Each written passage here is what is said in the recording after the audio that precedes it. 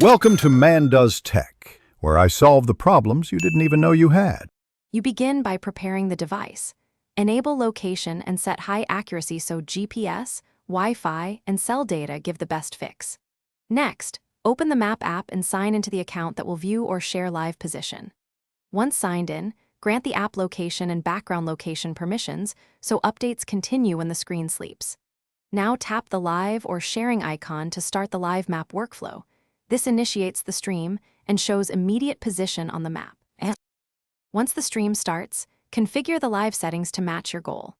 Choose the proper live layer, location sharing if tracking people, live view for AR guidance, or real-time traffic for vehicles, and set update frequency to balance timeliness versus battery use.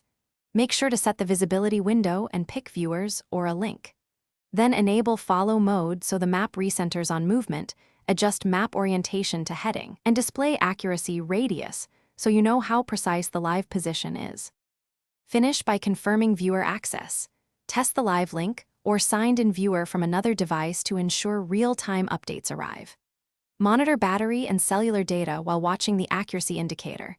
Reduce update rate if needed to save power. If something goes wrong, don't panic.